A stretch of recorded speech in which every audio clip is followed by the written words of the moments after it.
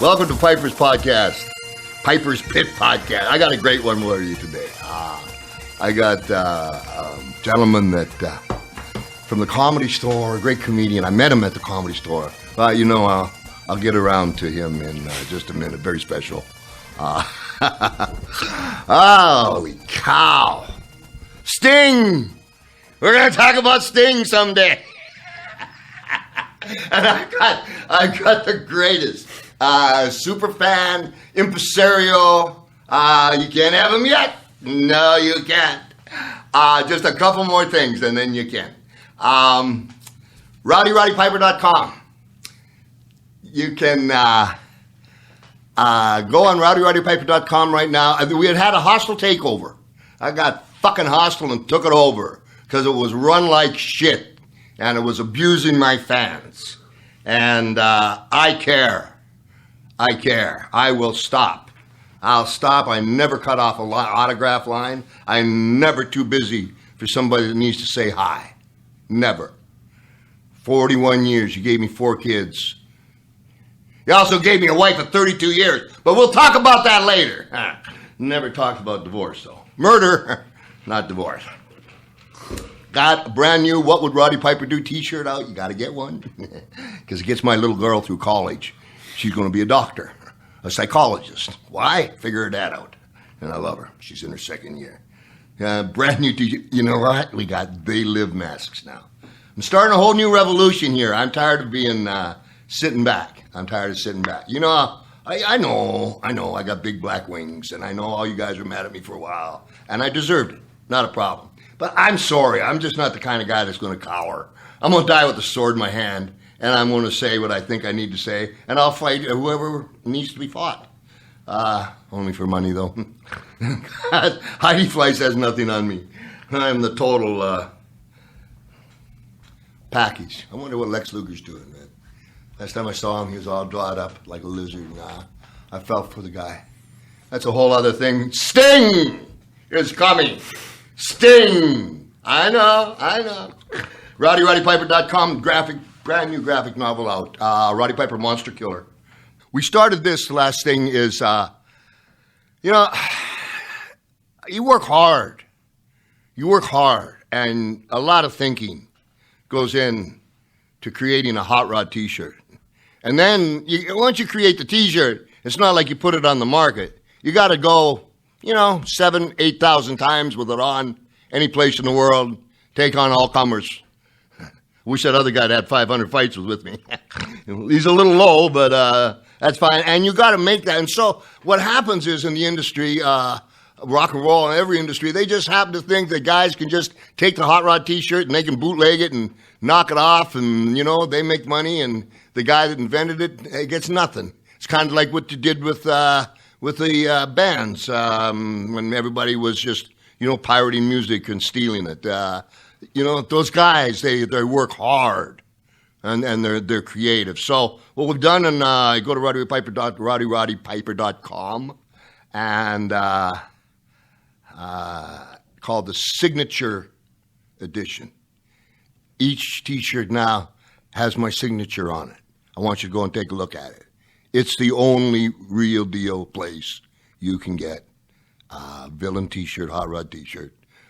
Maybe you can get some baby clothes coming on. I don't know, man. Get some dog clothes. Think of all the guys that just went through my head that I could put it on Duggan. I'm doing Legend House, and I hear Duggan doing an interview, and he goes, geez, it's hard here. Like, my dog's not here. I got nothing to pet, except Piper. All right, Hacksaw. Sting! We are coming back here in 1 minute with the impresario, super fan of wrestling, and I'm proud to have him as my friend. Sting! Did I say that? Look out, baby. Here we come. We'll be back in a moment. Bye-bye. Yeehaw! We're back! Did I mention Sting in the former? Ladies and gentlemen, I am so proud to have this gentleman with me right now. Not only, and I'm not joking, this guy knows more about professional wrestling than I do. Where I met him was, I was having a tough time in the year 2009. Well, from about 1865 to tomorrow. But I went to the Comedy Store because Jimmy Kimmel and Sal Kimmel thought it would be a good place to send me because I wanted to do a Broadway show. So they sent me to a stand-up comedian club. And not only that, it's like the best hardcore one in the entire world. I walk in, and I have not a clue. So I'll get up on stage. And the comedians themselves, I sucked. There was nothing. But the comedians themselves, and we're talking big guys that you know, and this gentleman is one of them, would line up at the back for me, and they'd ask me questions to keep me rolling, and they'd laugh even when I wasn't funny, just to help me out. And I found out that there's a lot of similarities between stand-up comedians and their life off stage and professional wrestlers. And so, without further ado, I'd like to welcome my guest. He would come up to me and he'd go, like, what part of Uganda is Kamala from? Now, this guy's like 6'2". He works out 3-4 hours every day. I guess I should finally introduce him. Ladies and gentlemen, without further ado, Sting! Earl Skakel! Yes. Yeah! Thank you. How you doing, pal? It's an honor. Thank you so much for coming down. Here's another thing. We're not night people. No. No. Earl, so what did you say to me when I said, hey, I think about 9:30 we're going to do the podcast? Well, I got you at 9:30 p.m., which is really my optimum prime operating hours of life. Yes, sir. And I said the only other person I would get up for at 9:30 in the morning for is a girl. Right away I went, ding, no kidding, I live the same life. Yeah. And you're here, and we're gonna get into it. I love you so much. You would come to me and with such sincerity and ask me about, the dumbest question.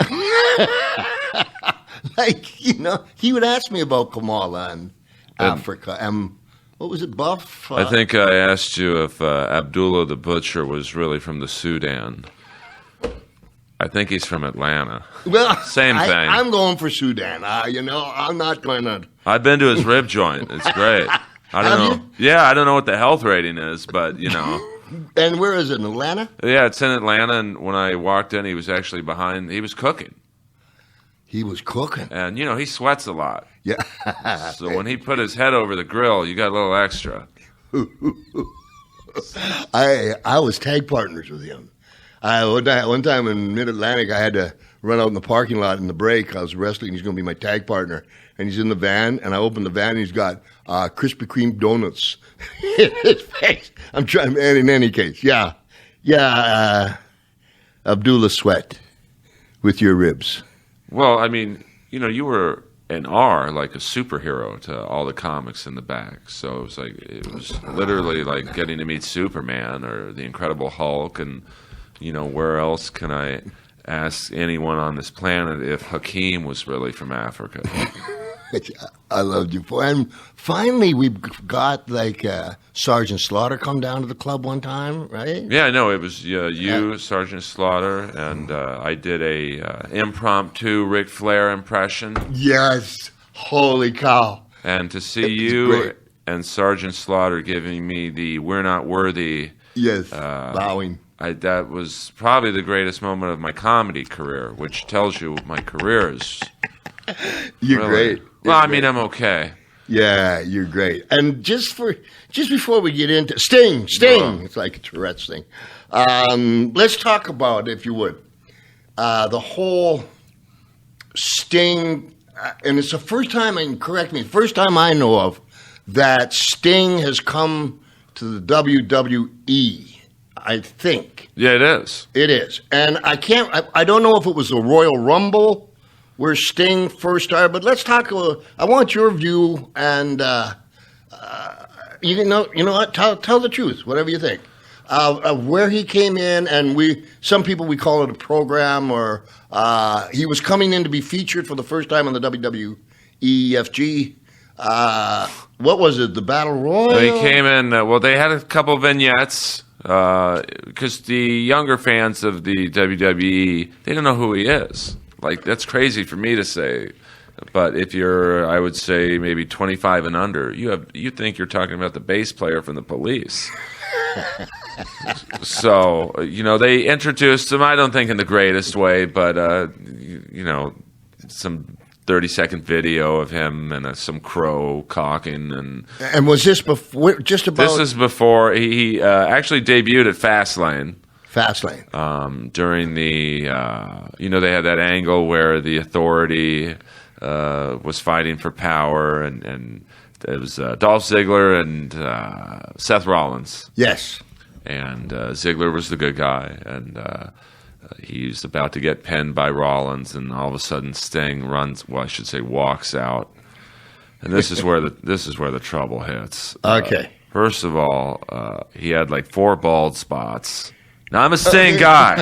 Okay, so let's just qualify that before let's just pause at the 4 bald spots. You've been a Sting fan since he was with my other favorite wrestler, the great Mr. James Hellwig, Warrior, Ultimate, when they broke in as the Blade Runners. So that's when you became fans of both Sting and the Ultimate Warrior. Because back then, Dingo, I think it was. Well, he was Dingo Warrior after the Blade Runners did not last very long. They didn't. I think, from what I understand, the Ultimate Warrior was a little more actually business savvy, and Sting was like, "Oh, golly gee, this is great," and so they didn't last very long. Gotcha. And then he became Dingo Warrior.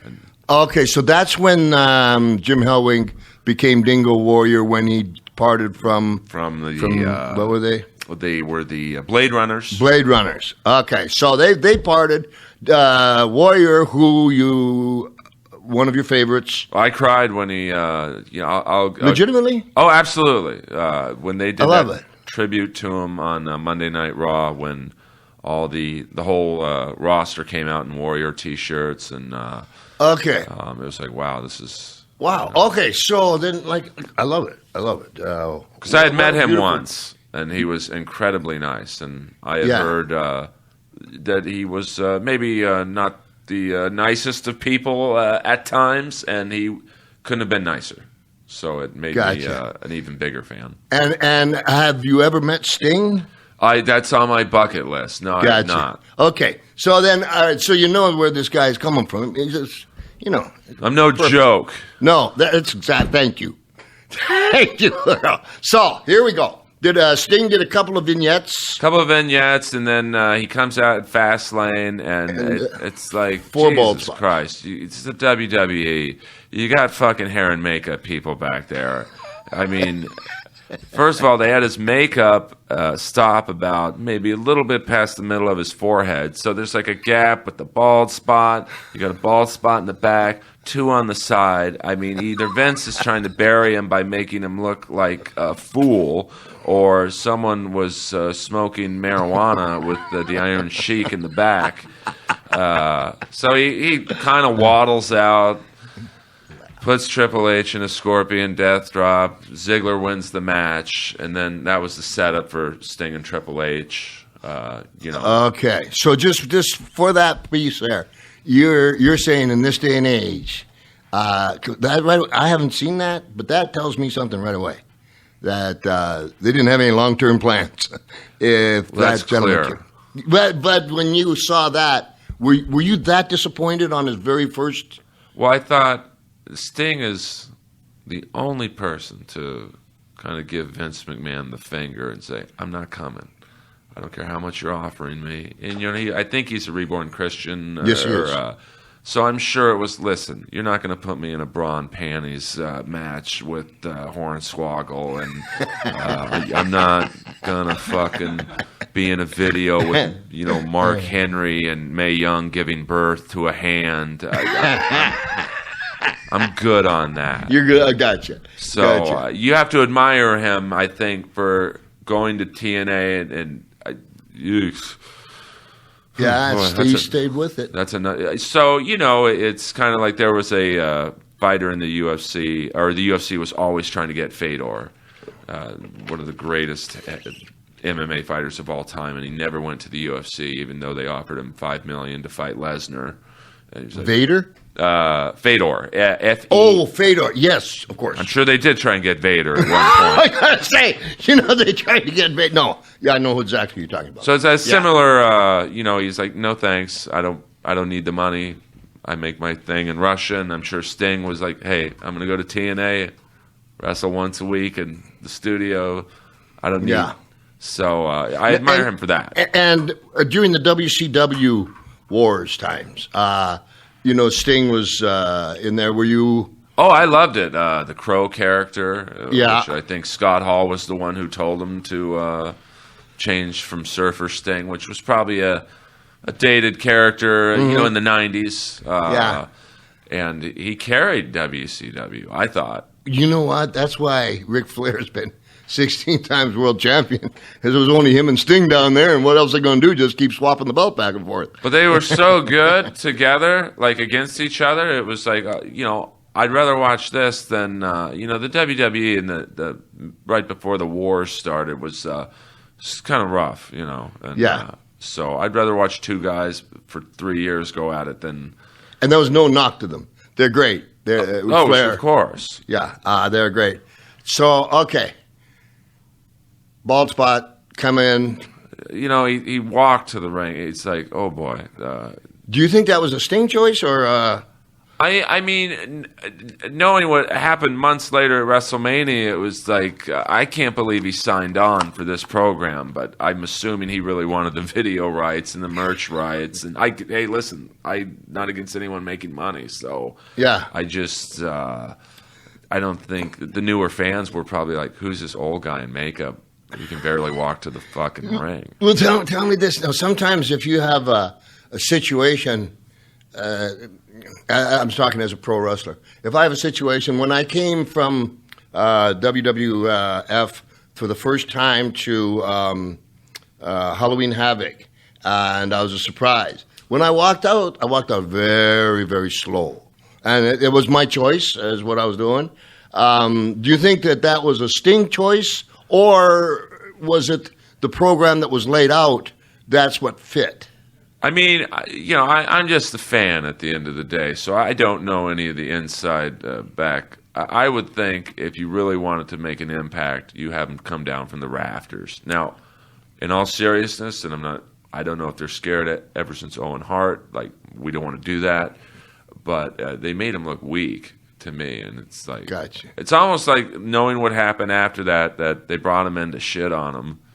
Like, this is Mr. WCW. Well, we're going to show you, Interesting. Okay. So, all right. Can I say one more thing? Yeah, sorry. Didn't mean to cut you off. No, it's your podcast. People don't know who I am, and they probably won't do. after this fucking podcast either. Earl Skakel, all right? Earl. Sting, Earl. Yeah, I mean, Earl, I'm passionate, Earl. man.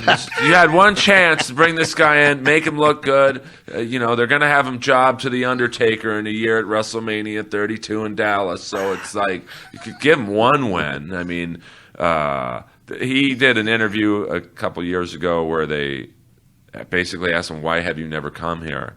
And there was that first time Booker T was introduced to the WWE audience, and he comes out, cutting his promo, does a spin-a-rooney, which I enjoyed. Yeah. And then The Rock comes out. He comes down to the ring, gets right next to him, looks him up and down, and goes, who are you? And he instantly buried Booker T. Like, it was like, you're so insignificant, I don't know who you are.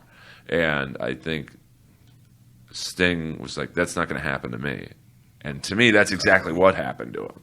He was, Right from the start, huh? to me, Gotcha. I thought Triple H, he always says what's best for business.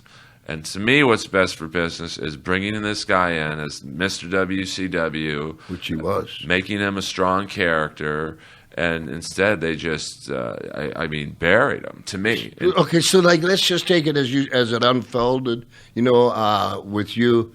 So you're a little disappointed. When's the next time that you saw him? Survivor Series. Yeah, Survivor They Series. bring him in. Gotcha. They do some shtick, him and Triple H. It's pretty good. Yeah. You know, basically sets up the WrestleMania match where Sting points the bat to the WrestleMania thing, and you know, okay. And then now Are you liking that? I mean, it's not the greatest because I still think that the young fans in the crowd are looking like this guy. Like, who is this guy? Like, they didn't really like. Couple videos here and there, but it's still like younger fans, which I'm assuming is the primary income revenue for the T-shirt sales and whatnot. Don't know who he is.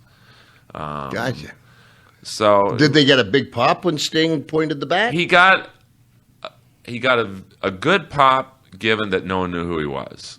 Wow. I think it could have been done much better, but you know, you're there. There's nothing you can do now. Okay. So they pointed with the bat. Boom. Now it's going to be Triple H. Sting. WrestleMania. What's in it before WrestleMania? Did Sting make any other? No. Nah. I think he had only signed on for 5 dates, so they were very like limiting. And okay, we can't have him on Raw. That chews up a date. I mean, sign him for 7. Or I just God. Yeah. Darn it! They just buried this guy. Well, I can see it in you. But this is the only guy left who there's no one else you can bring back. That didn't sell out. Or that would have an impact. You brought Hogan back 1,000 times. Yeah. Undertaker, even the Undertaker has been brought back here. You know, so that impact isn't really that big of a deal anymore. Sting is like the only guy where you go, oh my God, he's here. True. There is, That's it. Yeah, there's still some like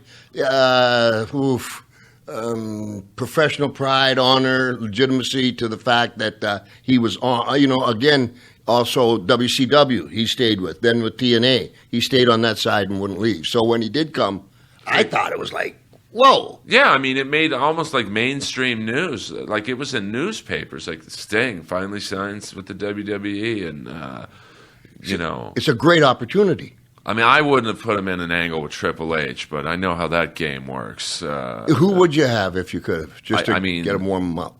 I think the angle I would have used is you have Randy Orton, who had that legend killer gimmick. You know, I beat Hogan, I beat The Rock, and then Sting comes down from the rafters. Or if you don't want to do that, however you want to bring him in, it's like, well, you never beat me, and you could have a great angle. Yeah. I think Orton would sell for him. I'm assuming Sting, and you would know this, I'm asking you this, has tremendous respect in the locker room, just absolutely, given his history in the business. Absolutely. He's earned it. I mean, but I know, you know, Triple H being who he's married to, and he's basically the boss, the new Vince, if you will. I'm going to get in there with him. So. Okay. So what are you thinking at this time? That when you're at the bat and you're going, you're anxious to see the match, I'd assume? Well, I figured they both probably move at the same pace. So when you put two slow guys in the ring together, it's going to look good because, you know, it's like when you put Dolph Lundgren and Van Damme in a movie together. They're both two shitty actors. So they're going to seem like they're good together. Gotcha. That's that. You know what? That's the best example I've ever heard. That's but I mean, yeah, I see what you're saying. Wrestling, I'm assuming you want two guys in the ring who mesh well together. Yes, in wrestling, there's the institution of it is there's the booker and there's the matchmaker. Right. Two different people. The matchmaker is very important because he's matching the chemistries, and that's what you're talking about right now. Is the chemistry between Triple H and Sting? Was there sparks there? So we get to WrestleMania. Okay. First of all, if there's two guys, and it's at an outdoor stadium, Levi. Yeah, it started in the daytime, which I don't like personally. Watching wrestling in the daytime outside, it just, and you take a guy whose entrance should be in the dark. It's Sting. Yeah. So he comes out to this fucking drum circle, 20 guys who look like the Great Muta. and he waddles to the ring, and then of course Triple H gets this high-tech Jerry Bruckheimer Terminator, George Lucas special effects fucking entrance. And it's like, all right, well, I guess here we go. Where did the drum? I don't know where the drums come in for Sting. What's the reference there? You tell me. You're the wrestler, right? Yeah, you were there. I was just paying $60 to watch it. Gotcha. So, okay. I mean, I don't get that whole drum beat, and in the daytime, no way this should have been second match on the card. It's just too early in the night. The sun did kill. There's an ambience that you expect. Like The Undertaker, he should come out at night. Absolutely, the whole shtick. And I think the Undertaker's wonderful. Oh, he's Sting too. But you're right. The Sun. You go to see the Rolling Stones. You want to see them in the dark. I don't know. It's at night. Yeah, it's the ambience of it. So I mean, I don't know. They're just blowing it at every turn. And then, JBL. So we'll get to the match. Okay. JBL shitting on him the whole match. This isn't Starrcade, brother. This is the big leagues. You've never been in something big as this. And it's like, listen, man. The only reason you got to push was because you were giving Vince fucking stock tips. You were stiffer in the ring than a Lexington Steel boner. So, now maybe Vince is telling him that, hey, say this. I'm sure that's how it works, but, just shut up and call the match. Stiffer than a what? A Lexington Steel boner. And if you don't know who Lexington Steel is, just Google it. Yeah, we can't help you. No, I'm not. I don't want to. He's a very well-endowed actor of certain genre of films. Gotcha. Okay. Holy cow. So that's how you're. Spielberg, Triple H comes down to a Spielberg. This amazing Kiss-like entrance, and Sting's just walking out with these 20 idiots behind him, Yeah.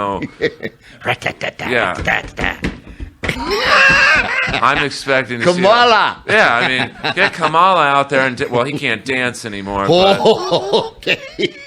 I mean, him and the drummer from Def Leppard could probably rub nubs together and start a fire.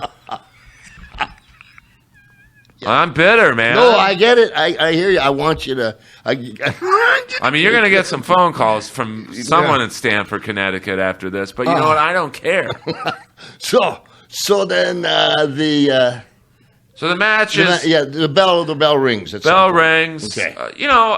The first 15 minutes, I thought it was a good match. I mean, Sting. I thought probably the highlight for me was when he gave Triple H a very nice drop kick. Like it was like the 20-year-old version of Sting, and the whole crowd, 80,000 people or whatever it was like chanting, "You still got it." Yeah. And it was like, oh, wow. You got the chills. It's like, wow, they finally are getting into this guy. Because they're showing him do well in the ring. And then... okay. I mean, Lamaze. Breathe, Earl. Breathe. The next moment is like Wrestling 9/11 to me. I mean, the NWO's music hits. And it was like watching the second plane hit the tower.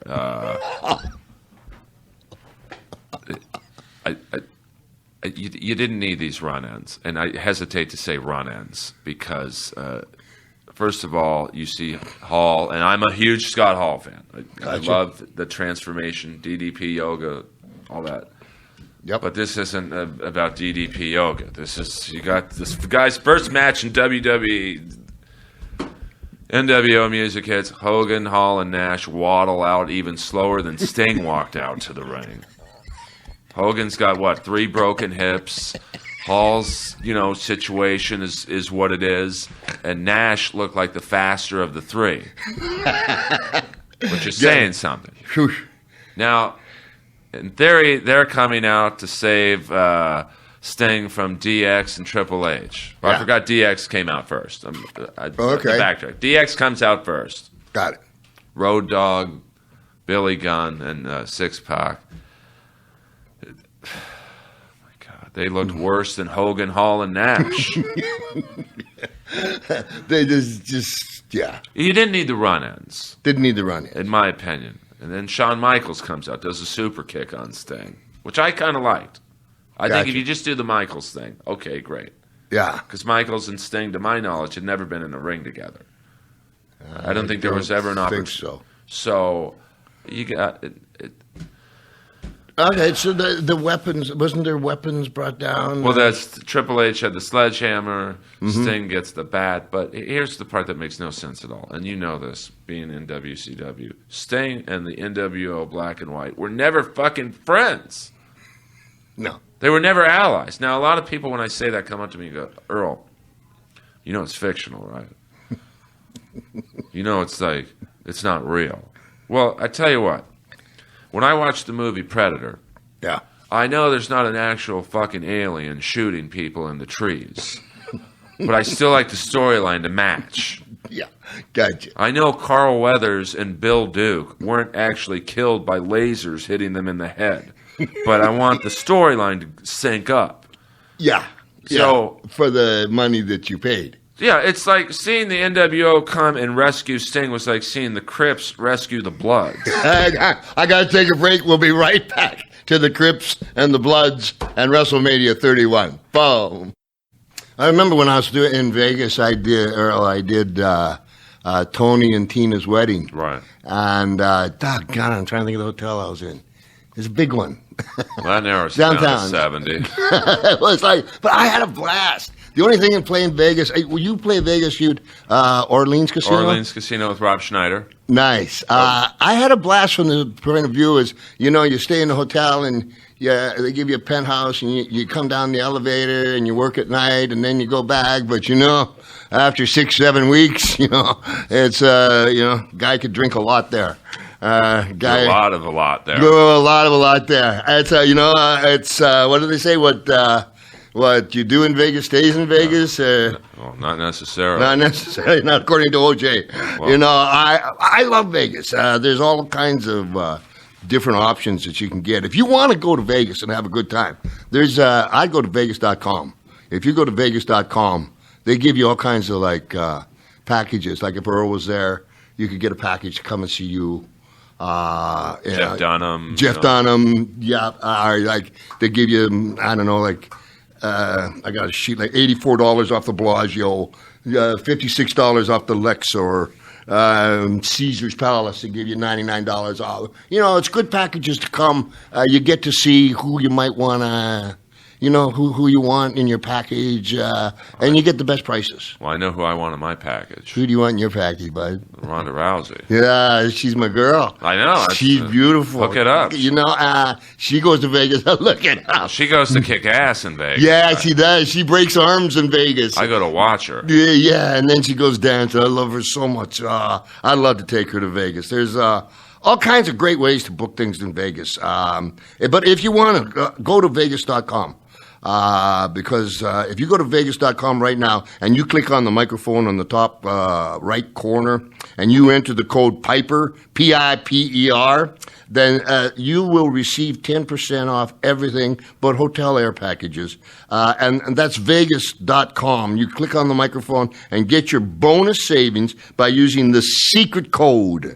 I try to keep it secret because I'm in so much trouble all the time when I'm in Vegas, and I love it. Piper, P-I-P-E-R, and you need to book that today. If you want to go to Vegas, this is the way to get to Vegas. This is the way to see Earl. Mama,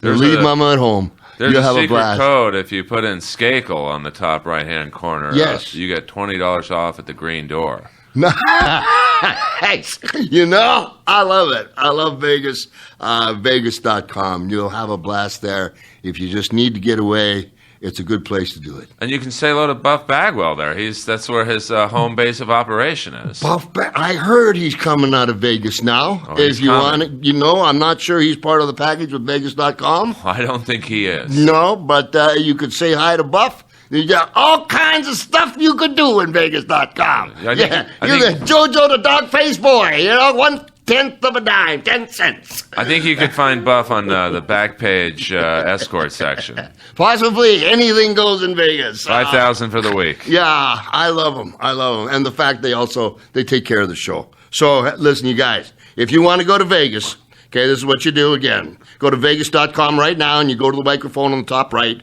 corner, and you click in my code, Piper, Piper, and you will receive 10% off everything, but hotel packages. But, if you go to Vegas.com and you click on the microphone, okay, you get your bonus savings by using the secret code Piper. So book it today. Bellagio Caesars, $90 off Caesars, $73 off Jeff Dunham. Did you ever see Jeff out there?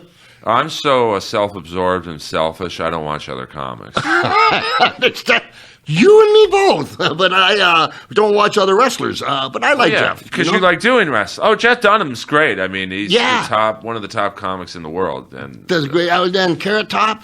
I love Carrot Top. A lot of people don't. Yeah, I don't get it. I think he's great. Well, to me, he's like the Kiss of comics. Like, he's easy to make fun of, but he's actually incredibly funny. And, he does the style that works for him. I mean, same thing with Larry the Cable Guy. I don't like him, but... Yeah, Vegas.com.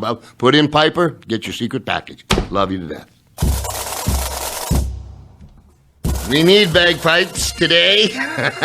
It's a war instrument. It's a day of war. Before we get back to my good friend and expert with the Bloods, the Crips, and the Sting and WrestleMania 31, I want you to know that we're doing a new campaign. I'm doing a new campaign, and it's called I Stand for the Silent. You're going to see it all over the world. If you go to if you go to RowdyRowdyPiper.com, you can see the PSA there. It'll be showing nationally in America here in a week. 55,000 children have committed suicide over people bullying them. It was started by a little boy, 11 years old, Ty Smalley, and I talked to his dad for about 45 minutes, and I did this PSA. I urge you now. You'll see it again. Just go to RowdyRowdyPiper.com. There it is. Or you'll see it out there nationally starting Monday.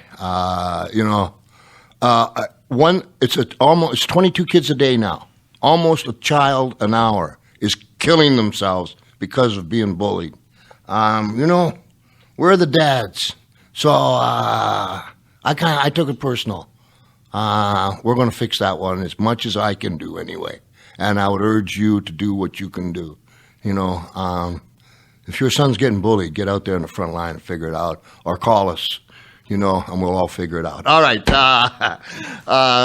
Good stuff, great cause. Back to Earl Skakel, a great comedian. You see him at the Comedy Store. You can see him all over the world. And we were just talking about he's got two guys that he looked up to as a young man. One was the Ultimate Warrior, and the other, we were just talking before the break, Sting, and the Bloods and the Crips somehow got in there. Well, I mean, the storyline, made absolutely no sense. I mean, you were in WCW when this was all going down. Sting feuded consistently with the NWO Black and White, so them coming down to save him, it made no sense. And then Nash is fighting Shawn Michaels, who 20 hours earlier inducted him into the fucking Hall of Fame. So it's like, come on, man. Here's how I book it. Okay. And you've been a booker. I mean, to a degree. Yep. You tell me if this isn't the better. And so Triple H ends up winning. Okay. And how did he end up winning? Sting broke his sledgehammer in half, and then Sting went to give him the splash, and Triple H hit him with the end of the sledgehammer and knocked him out cold. That'll do that. But it's like, first of all, Triple H's character the next day, win or lose, is the same. He's the badass corporate, ruler of the company. So he didn't need to win. Nah. What you do is, what's better for business, Paul Levesque, is you build up Sting as this is the guy who beat Triple H. We want to see what happens next. Now, nobody gives a shit. Because the next night on Raw, 3-hour show. Yeah. So instead of an Adam Rose segment running around with bunnies, instead of, Sheamus with his spiky hairdo running around you don't give Sting a segment. You have him go on after Raw on the network, which nobody watches. Sorry, Vince. I mean, the feed on the network is choppier than a dune buggy course. They have Sting in a segment with Bo Dallas, like, who's so far off the radar. Bo Dallas. I'm sorry, I don't. He's he's not even I guess for you older fans, he's like an Iron Mike Sharp, Brooklyn Brawler, just some dude. Okay. And it's like, what? This is how you're going to rehabilitate him? And getting back to the match for 2 seconds, because I know she was a previous guest on your show. Another way they buried Sting, 20 minutes after the match, Triple H is in a suit, looking like he just got a manicure and facial, and they do the Rousey segment. So it's totally basically saying, oh, that match I just had was no big deal. And now, how do you rehabilitate Sting? Who do you put him in there with? Because now forever, he's the guy who lost to Triple H. And, it's just awful booking. I'm just surprised he signed up to, for that script. Interesting. And does Sting have no more? I don't know. He hasn't been on since that Bo Dallas segment on Monday Night Raw. So it's like, what'd you bring him in for? Yeah. So they could have used him much. Well, you put him in there against Orton, or I love Seth Rollins. He's a great. He reminds me of you, like and Jericho, that heel, that funny heel. Put him in there against him, or even Daniel Bryan. Great guys. Put him in there against a popular guy. Dean Ambrose. Dean Ambrose, who would do the bumps for him. I'm assuming Sting at 56 is not going to be able to do certain things anymore. You need to feed him. Although he did look for 56, he looked in amazing shape. But to me, this was just Vince burying him. Give him a younger guy. You need to feed somebody like that. If I was to go in the ring, to be honest, I want to have one more fight, and I want to have my son in it as my tag team partner. Something I want to do. But let's face it, I'm not going to be chasing you. I'll go toe to toe with you, but you're going to have to come to me. And I mean, I'm not ashamed to say that. I'll give it my best. I'll hit as hard as I can. I don't mind getting hit hard. But am I going to run around the ring? And no, I can't do that. Well, if I was booking you, I'd put you in there against like a Ziggler. Ziggler'd be perfect. Barrett, great. Someone's going to sell for you. Yeah, Punk, Dean Ambrose, I don't want to leave anybody out. Brian Daniel, all of them. They're all great. Give me Cody Rhodes. Yeah. Dustin Rhodes, his brother. Still don't have a knuckle here. But I mean, if you're going to do it, let me roll. Yeah, I mean, you're going to script Piper's Pit? Yeah. He's shitting me? Yeah, I mean, I don't know what I'm going to do. And that's the idea. When you come into a comedy club, do you know what you're going to do the first 3-4 minutes? I don't, because I think you have to. If you're going to do edgy material right up front, and you got like a crowd that's not going to like it, you can't start off with that. You have to warm up to them. Feel the room. If I'm going into a room full of wrestling fans, they're going to get the edgy stuff. They're going to get the jokes, about Buff Bagwell being, callboy, a man of the night, which he actually is now. He is in now. Vegas. There's that show called Gigolos, and he's one of the Gigolos now. Gigolos. Is this on television? It's on show. Oh, I don't want to plug other networks and stuff, but it's on Showtime, and it follows these 5 escorts around Vegas. And I saw him once, and I thought, I'm going to make this joke to him, see how he takes it, because on the his prostitution page, I guess you'd call it, he lists the rates for him, and it was $2,500 for the night, $5,000 for the week, and I said, so to do what? Well, act out some WrestleMania moves. And I said, hey, it's $2,500 for the night, right, Buff? $5,000 for the week. How much to never see you in a wrestling ring again? Because I'll double that. I was boxing Buff Bagwell one time, and the referee of the match, I'm sorry, gentleman's name, he had refereed something like 100. I'm making up the number, but I'm close. 120 world championship boxing matches, and I'm in the ring with him, and I'm trying to figure out, I'm trying to give him a good show. I know he's a little afraid, and finally he just turns his back to me and goes into the fetal position. I got the gloves on. I'm looking over at the referee, and he's looking like, "What's the call here, Ralph?" Right. He just stopped. Just on top of it, so you know, Buff said, "Would you meet my mom?" And listen, hey, God bless. I love Buff's mom.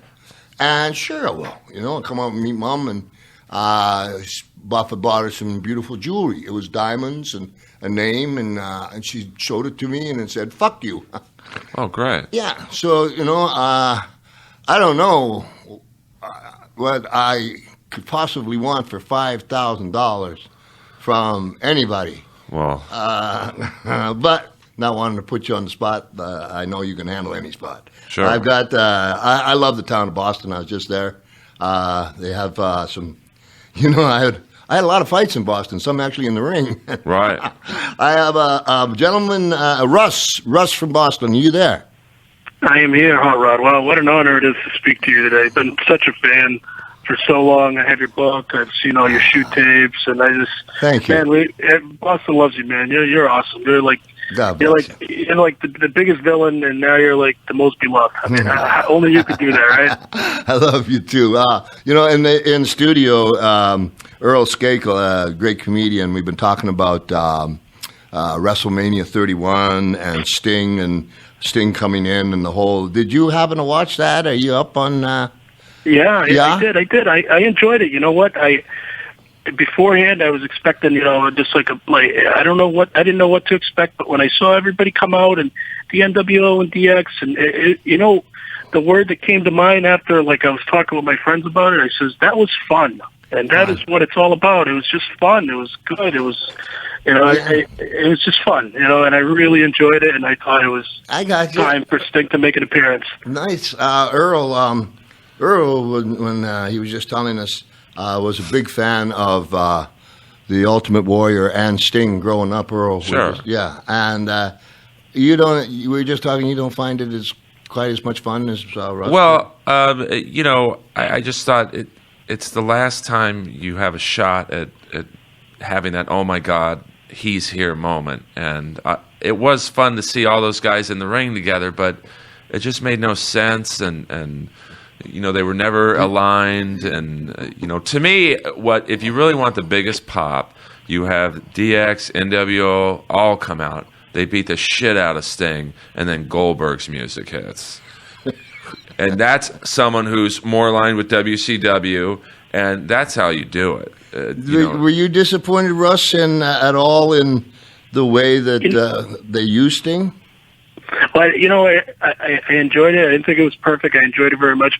I didn't like that he shook Triple H's hand after he used a sledgehammer on him. I thought that kind of didn't make much sense. But other than that, I enjoyed it very much. And I think it was just everybody coming out. I think that was just a nostalgia thing. And I mean, you can never go wrong with stuff like that. I mean, especially on such a big stage where people of all ages are watching from from back in the day to today. It was good stuff. It was a fun moment.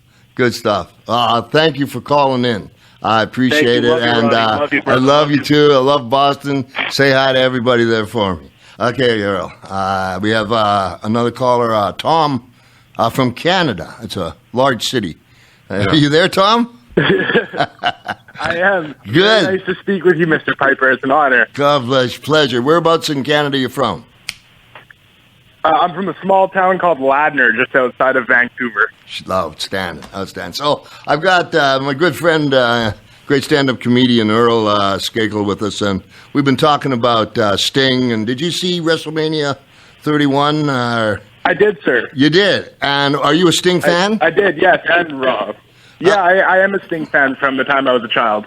Beautiful. So is Earl. And Earl, just kind of let him know that Earl's disappointed. Well, I just think, Tom, that they buried Sting. Triple H was clearly trying to get over on the last WCW holdout, and they ruined his character. You had one shot to bring this guy in that, oh my God, this is happening moment, and you have him on a segment with Bo Dallas on Monday, not even on Raw, after Raw. Did you see? Yeah, the after show. Yeah, I mean, who the hell watches that? What did you think? Well, I'm kind of in the same boat, but kind of not. And here's why. I agree in the fact that I don't think it was right for Triple H to go over. And I'm green. I'm not anyone in the business with experience, so I'm just a fan. I don't think that it was right for Triple H to go over, but I do think that Sting could have looked a lot better in that process. If they had chose for Triple H to go over well in advance, they could have planned it out better to make Sting look better in letting Triple H go over. Oh, I agree completely. They could have done something better. I feel like Sting just kind of got crapped on in character. Yeah, I mean, you buried the guy in multiple ways, from JBL shitting on him the whole match, and Triple H. Oh yeah. Triple H being with Rousey 20 minutes later, looking like he literally just got a full body makeover. Yeah, that was my biggest issue with the whole show. Really? One segment later, out comes Triple H, shined up in his suit. Yeah. I mean, I'm not saying I love that. I love that segment, but I mean, here, like I said, out comes Triple H 20 minutes later, all shined up in his suit. Yeah. Did he even wrestle earlier? Like, was that a body double? Yeah. Right? Like, that's like one of those things. Like, I mean, we all, to some extent, we want to suspend our disbelief, but I mean, they got to help us out, right? You got work with me. Well, yeah. I mean, that was work with me. I'm trying to be a loyal fan here. I hear you. So is Earl. Well, I did like the Rousey segment. It was fun, but it was like, okay, well, that's basically saying about your match with Sting. It was so insignificant and so easy. I'm out here 20 minutes later. Well, Sting's he just walked away. Sting's probably sucking on an oxygen tank in the back, trying to fix his 8 bald spots he's got going. Come on, man. Hey, I don't know how they're going to hide that. I got to admit, when in the middle of the match, when he was getting up on the turnbuckle to do that dive to the outside, I was sitting right behind him at that point. You were? I really got a nice shot of that bald spot, and that was the first Which one? moment I was like, wow, Sting's aging. So you were actually there. You were at the Levi Center. Yeah, we were.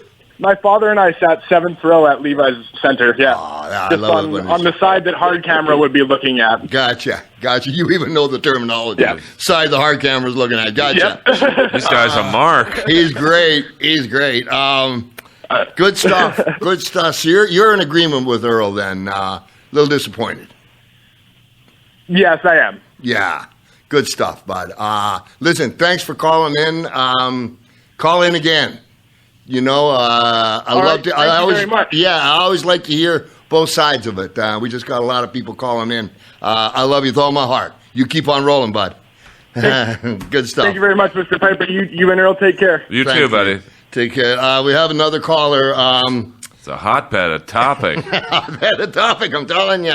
Vince from Stanford, Connecticut. Here we go. I wish. I got another caller for you. Oh, my goodness. Just 16-year-old Lucy calling from England. I'll be respectful. Yeah. Hey, Lucy. Hello. How you doing?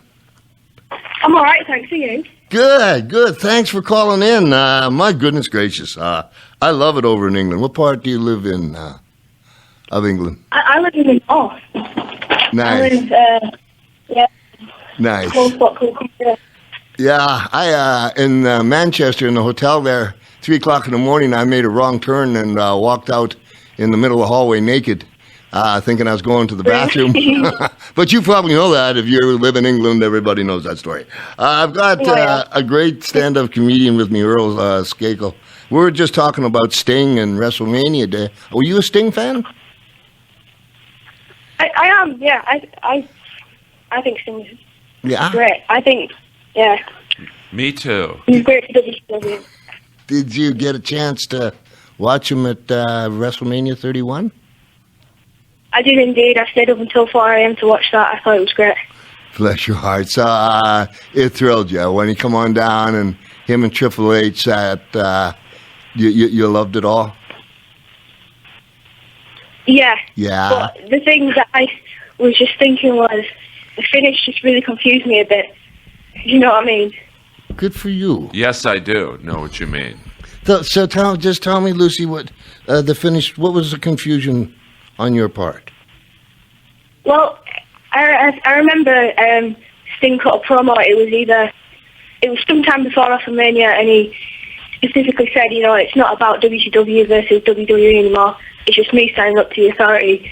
But then in the end, it just seemed like he was just standing up for WCW. And then Triple H shook his hand at the end, and it was nice. It was a nice touch, but I feel like I didn't really understand. And now I just don't really know what Sting's got to do in the future. What the future for Sting? Count as video sales. Yeah, I see. So it was confusing to you. Would that be that correct? Well, I feel like the match was great, and I was really excited when, DX and everyone came out, but I don't know. The finish was like a good match to look at, but in terms of the storyline, I feel like it just confused me a little bit, if you know what I mean. I think I'm in love with you. You're so brave. You're calling from England. You stayed up to 4 a.m. to watch the WWE. I did. What a beautiful thing as a fan. I mean, I'm a fan of all wrestlers. And if it confused you, sweetie, then somebody's doing something wrong, Earl. Well, I agree with everything she said. It made no sense for two guys who, supposedly hate each other to shake hands and say, "Good job, brother." Yeah. One of Hulk Hogan's movies made more sense than that. Lucy, have you ever seen a Hulk Hogan movie? No? I hope not. No. Well, listen, I can't throw too many stones with that one myself. I think you're beautiful. Thank you so much for calling in from England.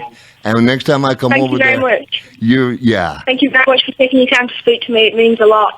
I'm shaking so hard right now. Oh, you don't have to say that about me. I love you too. You give everybody love their hug. Hi, folks. Take care, sweetie pie. Thank you so much. Oh. Thank you very much. You too. Thank you so much. Cheers. I'm sorry, guys. Poor kids. I love them.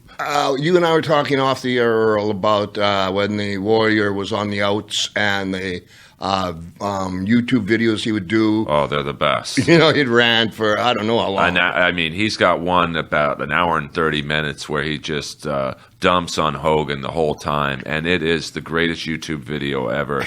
He doesn't stop or breathe for 1 second. It's like he's interviewing himself. And he just really lays into Hogan. You're a real piece of shit, Terry. Your whole life sucks. You offered me your wife. I was the only one. It just got real personal. And then, it's a little over the line there. But, I mean, maybe I'm coming from as a professional. I'd never go at any time to somebody's family.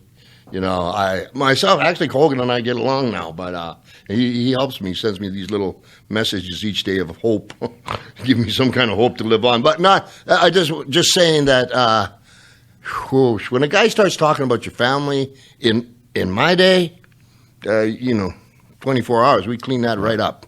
Well, listen, speaking of Hogan, I got no problem with Hogan. His sex tape...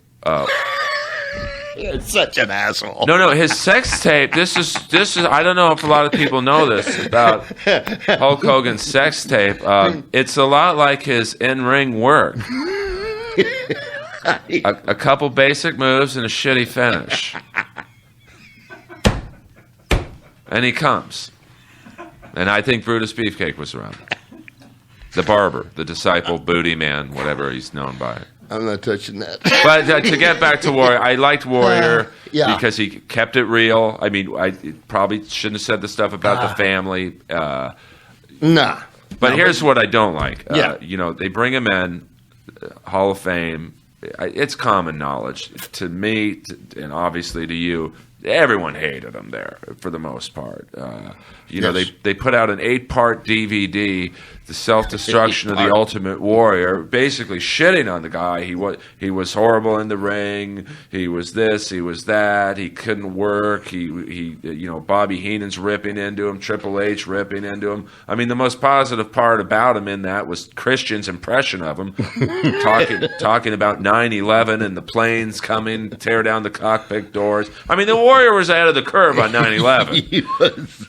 And then cut to, you know, he passes away. First of all, that backstage stuff at the Hall of Fame when they brought him in, Hogan, hey, brother, you know, Jake the Snake, they hated each other. And then on the network, they've got this legend segment with, was it Ted DiBiase? And it was clear they were told, say something positive about Warrior.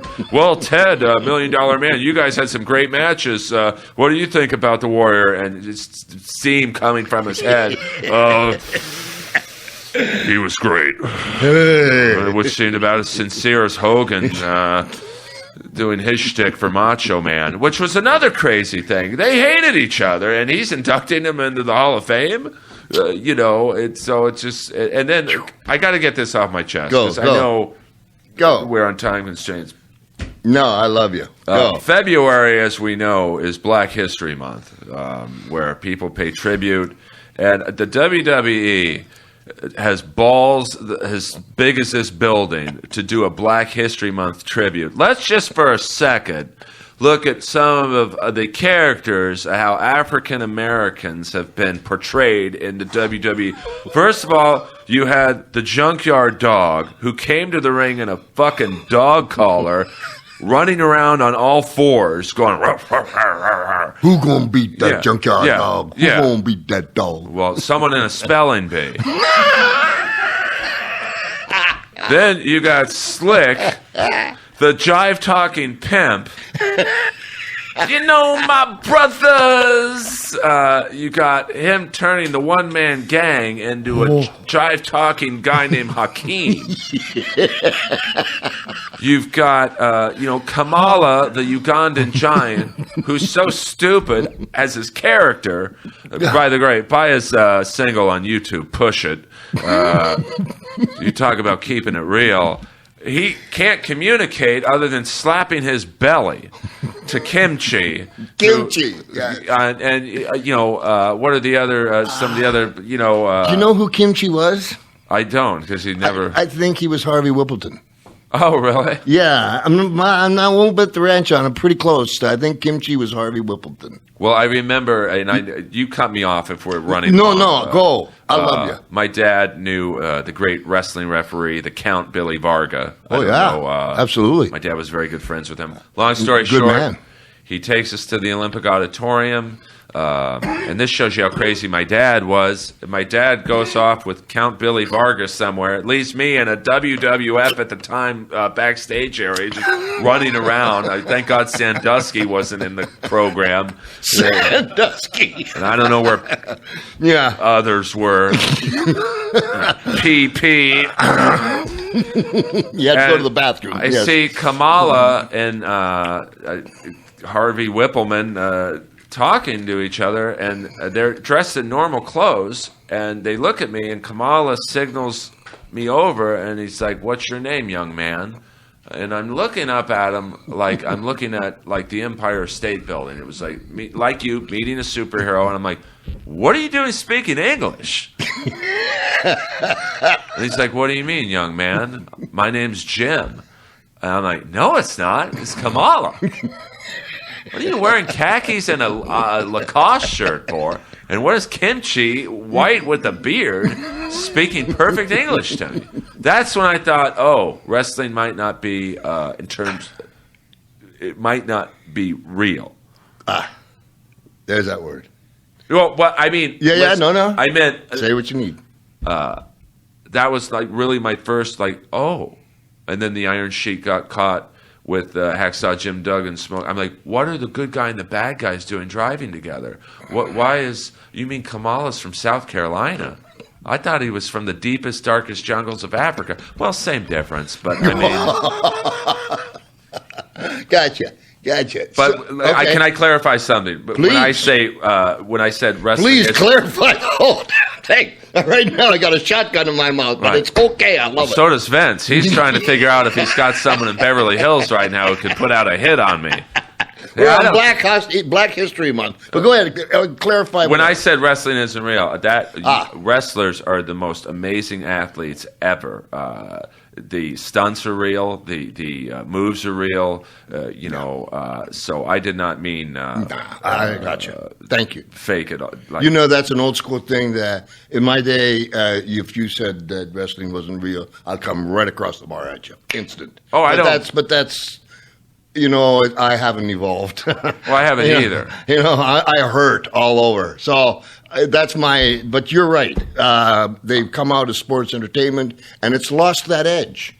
Well, yeah, because it's lost the gunship fighter edge. Like when the Ultimate Warrior, Howard Finkelman, is from Parts Unknown. I actually started looking on the globe for Parts Unknown. Oh, this guy's kind of weird. He doesn't talk like anyone else. Okay, Kamala's from Uganda. Abdullah the Butcher's from the Sudan. I don't see Parts Unknown. So tell me this. What did you think of the Ultimate Warrior's promos? Because everybody knocked them. Well, everybody meaning inside the industry. Listen, I don't mean to speak ill of the deceased. Obviously, he's one of my favorite wrestlers of all time.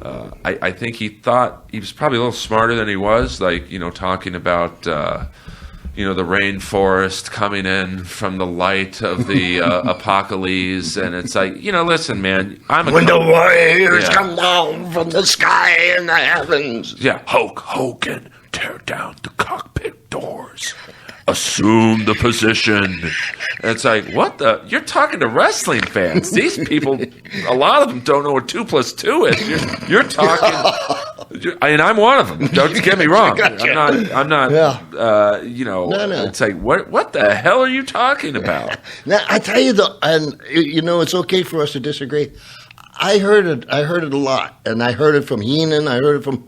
I don't want to point just Bobby out. I heard it from just about everybody. About his interviews, and I don't watch much. I never watch myself.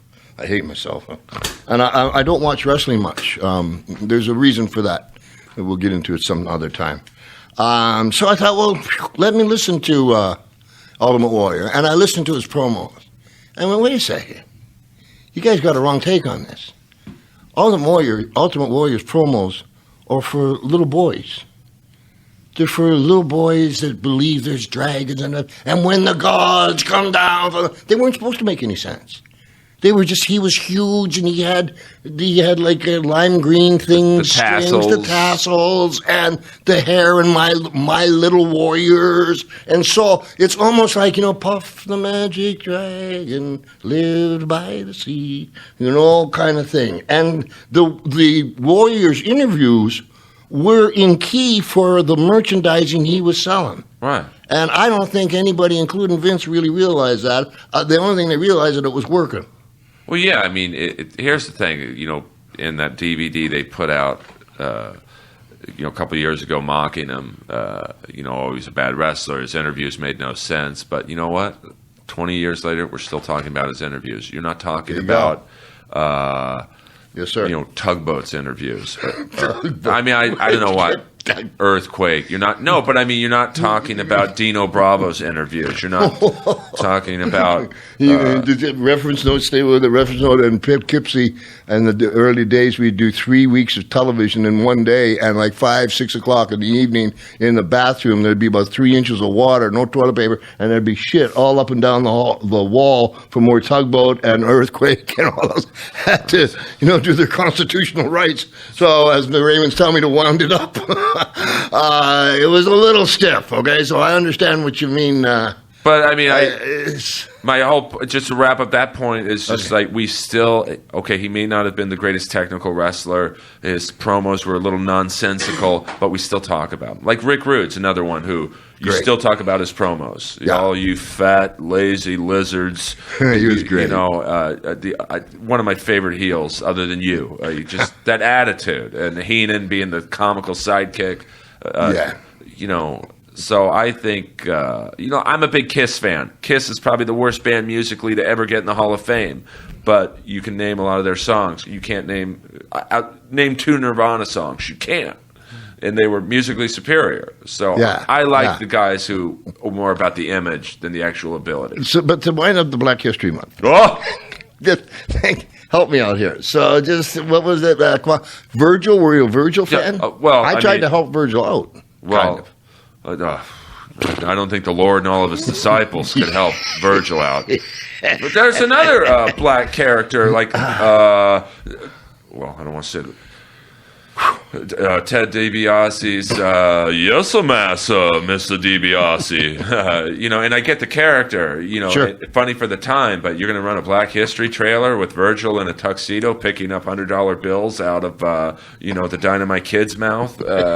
It just, I love the balls on the WWE. Wrestling in general. And I don't want to get you in trouble. Nah, me in trouble. You know what? A man can have too much balls. I'm living proof. Vince will tell you, more balls than brains.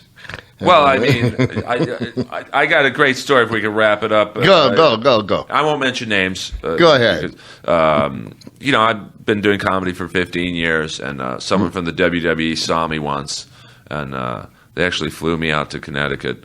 Seriously? Yeah. And they're like, hey, we saw your comedy. I did a couple wrestling jokes, I think. And they're like, we're looking for more comedy in our, writing and storylines. We want to see what you come up with. So they fly me out there, and I'm... So just a second. So, and I understand no names now, but... Absolutely. Was it... someone very high up. Okay, thank you. Someone who's in charge of making decisions. Let's put it that way. So I'm in a boardroom at the... offices. Stanford Titan Towers? Yep. And they're like, well, Earl, we saw your stand-up. Give us a storyline. We know you're a fan. What would you do? And I'm like, oh, man, I'm a child of the 80s, so, my storylines would really be about the bad guy, the heel, winning the match from 90%, and then all of a sudden the good guy just gets these superhuman strengths and, for lack of a better word, hulks up and, wins the match, and everyone walks away happy. And everyone in the room looks at me and shakes their head and goes, oh, man, we're not really about that anymore. And I'm like, well, what are you about? Yeah. And they showed me the current storyline, which WWE fans will remember this, where Kane and Triple H, once again, Triple H involved in some wacky storyline. Triple H was trying to fight Kane. Kane was not wanting to fight. And it was kind of that Rocky II storyline where Apollo Creed's doing anything he can to get Rocky to fight him. Yeah. And the Raw before the pay-per-view, Triple H goes to a cemetery. And in the storyline, I guess Kane had killed a girl drunk driving. And the Katie Vick, I think, was the fictional name. Okay. And the last couple minutes of Raw, you see Triple H unburying this girl. And you see a silhouette of Triple H. No. Humping something. And they stop the tape. Everyone looks at me in the room. And I'm like, guys, I don't think I'm the right guy for this job. Is that what you said? Because I couldn't come up with anything remotely like that. And I'm really sorry you guys flew me out here to show me that. I never knew this about you. You've never told me this. Well, we're at the Comedy Store late night. I know you don't want to talk. Interesting. It's like when Joe Rogan comes to the Comedy Store, he doesn't want to talk about the UFC. It's his playpen. Yeah. So I try and be respectful. As much as you are great to your fans, you want to get away from wrestling talk for an hour or two and play the piano or do stand-up instead of having me ask you how big Mark Henry's shits were. But I love you. I loved everything about you. So, that's really interesting, the fact that the WWE would have someone watching you. You were at the Comedy Store. I think it was at the Improv, actually. Improv? And, I think it was just a random, this person was in town. I know who you're talking. Gotcha. Maybe there was a pay-per-view. I know. And that's really interesting. I think you would be fantastic. You and Tony Hinchcliffe. Tony Hinchcliffe, yes. Tony Hinchcliffe, which I love him to death. You two, as WWE creative writers, would be fantastic. Well, you would give the fans what they don't expect. Well, and what they want. I mean, and what they want. I think nowadays fans don't know what they want. I think they do, though. Like, I think they want to still have a suspension of belief of this is. I don't want to get back to this is real, but go for it. This is really happening. This guy is really from, Saudi Arabia, and so I think that I don't think WWE wants that. They want just awful angles and. What's interesting? What you're saying is. No, the fans. Excuse me. We just opinions. Absolutely. Right? The fans don't know what they want, and one of the problems that's has come up is it sounds arrogant, but this is the proper the psychology of it. We tell you what to do. When you start telling us what to do, we're in trouble, right? Because you really don't know which one. We know you want to be happy. And we want you to be the happiest person and get everything. But I have to tell you the way you're going to get happy. Otherwise, it doesn't work. Because I know what I'm going to do or what I'm trying to accomplish. So if you were just to take you, we'll take you as a fan and we'll say that I'm the wrestler. And I've got a guy named Jimmy Snuka. And I'm looking at Jimmy Snuka at 3 o'clock in the afternoon going, what am I going to do with this fucking guy? It's like, he says 3 words, brother. You want me and you just got beat by Morocco to get him, so because Hogan couldn't get over him, so that's the way they killed Snuka off, and he's bitter, and I said, jeez, go get me something from Fiji. That's all. I'm in Allentown, and so somebody goes to, a Hank's and gets bananas, pineapples, and coconuts. What the hell am I going to do with those? Because I got to figure out how to make you come back. I need to tell you what you want to see, but I need to do it in a way that you make it believe you believe that you thought of it, or that you came up with it, or it's your opinion. Right. And so when you hit him in the head, just to cut it off, when you hit him in the head with a coconut, this is kind of the button. All the rest of the psychology comes from that moment to the fan. Sure. To keep bringing them back to, that's why cheap pops are bad. When you get a cheap pop, you don't know how to. Sometimes you want them quiet. I wrestled Bret Hart. As a champion, you wrestle completely different. And it was a really interesting piece of psychology. Is okay. We're both loved to some extent. And boom, I got him down, and I got a bell. Now this is a guy that's beat up everybody he can, and the crowd's going, "No, Rod, don't do it, please." Right. Like, not like, "Oh, referee." But, nah, come on. For me, it was one of my better pieces of work. Right. And for the fan, they didn't. And I love what you're saying, but they didn't know they wanted that until they saw, and then they knew that after listening to the entire program from the beginning and me buying his mom roses, I did fell in love with her. And there's the bell, the referee's down. You're not screaming. You're going, please don't. Holy cow. That's strong. And thousands and thousands. There's the purity. And at the end of the day, Bret Hart's champion, and so when he beat Roddy Piper, it meant something. When you beat Sting like that, and that's what we've been talking about, right. I think maybe, and just kind of summing it up here, it's like, because they're not thinking like that. But they should. That's my point. You're right. It's like we're agreeing on that. And I know, I'll just say this in under a minute. I once walked into Jerry's Deli, long story short, with this girl. She used to co-manage Kiss. Yeah. Paul Stanley from Kiss is sitting in a booth, signals us over. This is right around the time they're releasing their box set. Small talk. My friend looks at Paul and goes, "Paul," pointing to me, "this is the guy you should ask about what should be on your box set." And he looked over at me, and I could tell what he's thinking. He's like, "Who the fuck are you?" to tell a legend like me what should be on my box set. And I looked at him and I actually said, Paul, I know what you're thinking. I'm the guy who's going to buy it. So, bingo! Same thing in wrestling. Said. I'm the guy that's going to buy it. At the end of the day, I guess you do know what you want.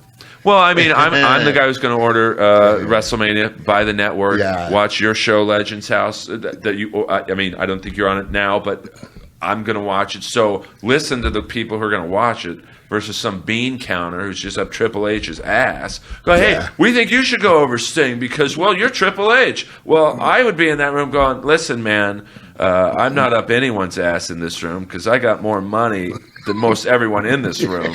So this is what the fans want.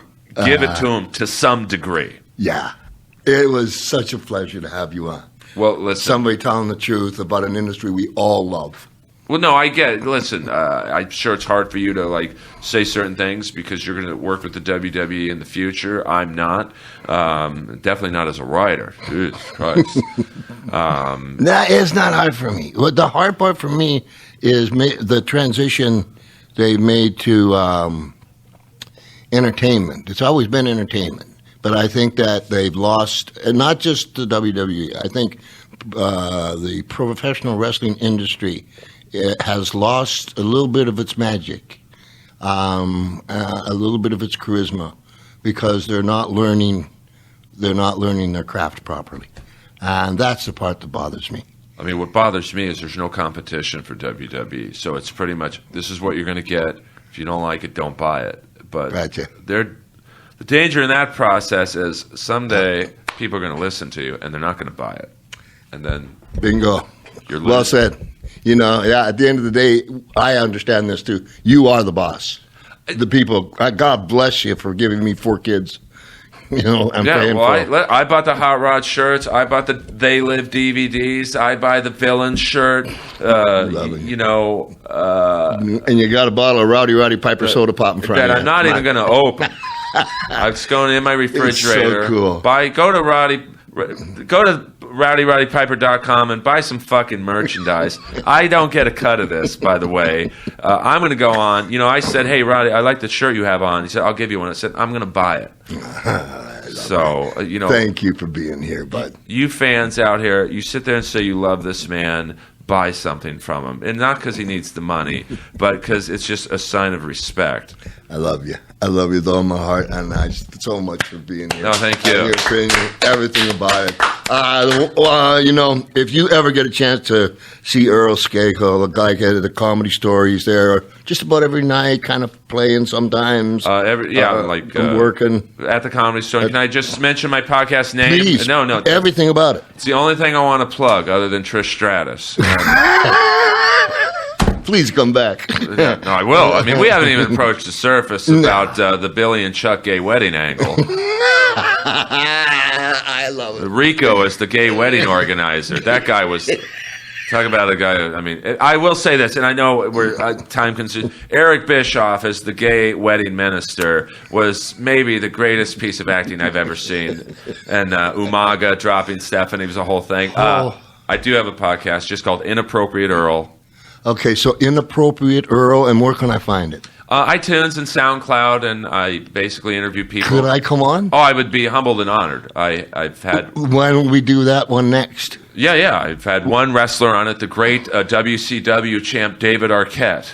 Well, he's a good dude. Awesome dude. Yeah, good dude. And you know what? Anybody that answers a bell, nothing but respect for him. You know, but we got to be able to critique a little bit and have some fun. Well, that was in WCW's dark era. Yeah. I hear you. Yeah, it was the war. I would call it a war. I wasn't at war with nobody. I've been fighting wars my whole life.